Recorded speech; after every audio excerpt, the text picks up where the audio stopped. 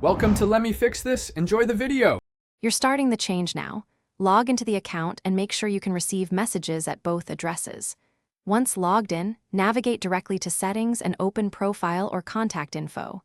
You need the current email visible so you can confirm ownership. Have your new email tab or app open to accept verification links. If two-factor is enabled, get your device ready. This avoids lockouts. After that, proceed to edit the email field so you can submit the change. You'll now perform the core update. Type the new email into the email field and hit Save or Update. The system usually sends a verification email.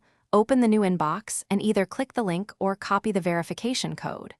Once you verify, return to the account page and confirm the change.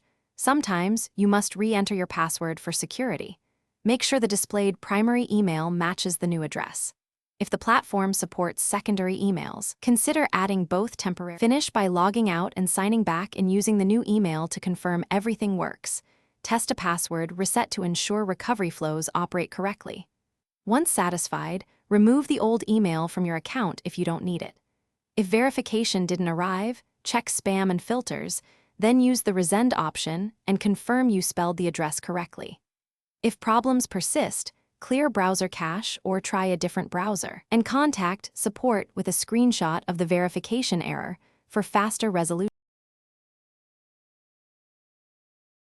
Thanks for watching. If you found this helpful, don't forget to like and subscribe.